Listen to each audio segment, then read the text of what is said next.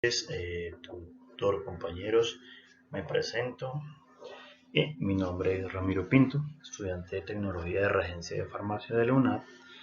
Este video es correspondiente al curso de Bioquímica de la actividad número 4. Voy a hablar del ciclo de Krebs y la fosforilación oxidativa.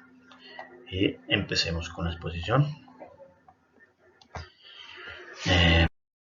Primero que todo, vamos a hablar de qué es el ciclo de Krebs. El ciclo de Krebs es una vía metabólica presente en todas las células aeróbicas, es decir, las que utilizan oxígeno como aceptor final de electrones en la respiración celular. En los organismos aeróbicos, las rutas metabólicas corresponden a la degradación de los glúcidos, ácidos grasos, aminoácidos. Estos convergen en el ciclo de Krebs, que a su vez aporta poder reductor a la cadena respiratoria, liberando CO2 o dióxido de carbono. Continuamos. La importancia del ciclo de Krebs. El ciclo de Krebs es una asociación de reacciones químicas que forma parte de la respiración celular en todas las células aeróbicas, es decir, que utilizan oxígeno. En los organismos aeróbicos, el ciclo de Krebs es parte de la vía catabólica que utiliza la oxidación de hidratos, carbono, ácidos grasos, aminoácidos, hasta producir CO2, liberando energía en forma utilizable. Esta produce casi todo el CO2 fabricado en los tejidos humanos. Es la fuente de coenzimas reducidas que impulsan la formación de ATP en la cadena respiratoria y a su vez dirige el exceso de energía e intermediarios a la síntesis de ácidos grasos. Esta proporciona moléculas precursoras para la biosíntesis de proteínas y ácidos nucleicos. Continuamos. Vamos a hablar de las reacciones del ciclo de Krebs. Las reacciones del ciclo de Krebs son llevadas a cabo por 8 enzimas que oxidan completamente el acetato en forma de acetil-CoA y se liberan dos moléculas por cada una de los dióxidos de carbono y el agua. Entonces, la primera es la condensación del oxalato con acetil-CoA.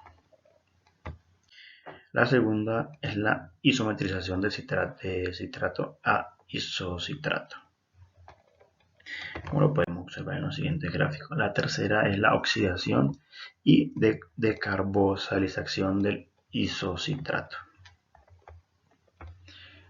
La cuarta es el cetoglutarato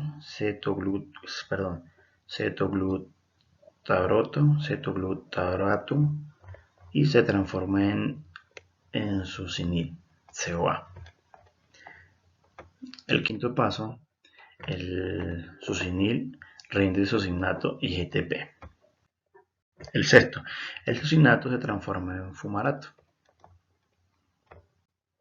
El séptimo, el fumarato se hidrata y genera malato. Y por último, el octavo, el malato se oxida a oxalacetato. Dada la naturaleza del ciclo de la vía, las reacciones es un conjunto que conducen a la generación de oxalato. La malato deshidrogenasa cataliza la oxidación del malato a las oxalacenato con la reducción de un DND. Se forma 3 ATP en la cadena respiratoria. Continuamos con el compartimento celular, donde se lleva a cabo el ciclo de Krebs. El ciclo de Krebs se localiza en la matriz mitocondrial, como lo podemos observar en el siguiente gráfico. Continuamos con la fosforilación oxidativa. La fosforilación oxidativa, es un proceso bioquímico que ocurre en la célula. Es el proceso metabólico final, o sea, el catabolismo de la respiración celular, tras la glicólisis y el ciclo de ácido cítrico. De una molécula de glucosa se obtienen 38 moléculas de ATP mediante la fosforilación oxidativa. Importancia y función de la fosforilación oxidativa.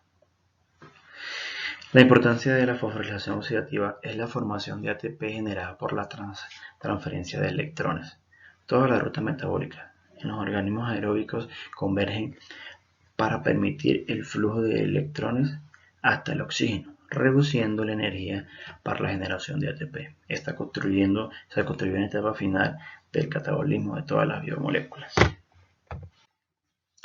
Compartimento celular donde se lleva a cabo la fosforilación oxidativa. Esta se lleva a cabo en las mitocondrias de las células, específicamente en las crestas de la membrana interna, como nos muestra el siguiente gráfico. Ok, ¿qué son los complejos mitocondriales? Son los encargados de construir la cadena respiratoria mitocondrial o cadena de transporte de electrones. Continuamos con el ATP sintasa. El ATP sintasa es una enzima que genera la mayor parte de ATP que impulsan nuestros procesos celulares. Continuamos con la estructura del ATP sintasa. Bueno, la sintasa está formada por dos partes.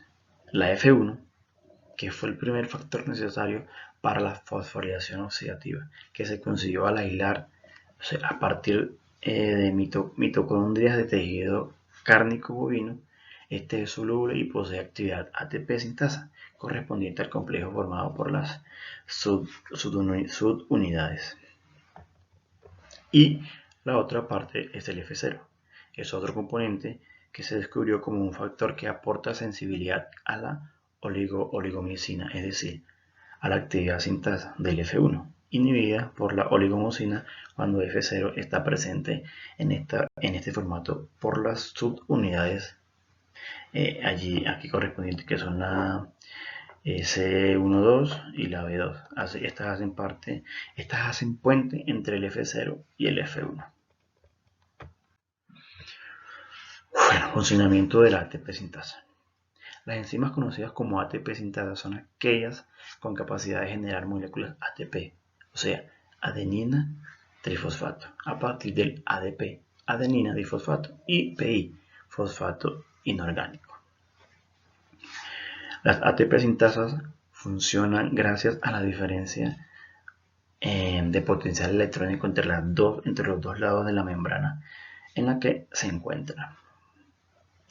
La cadena transporta el electrónico asociado a la misma membrana genera una gradiente de ponentes H+ en una dirección a la ATP sintasa.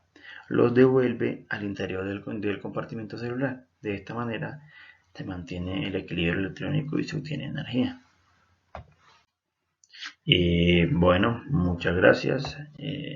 Muy buenas noches. Hasta luego.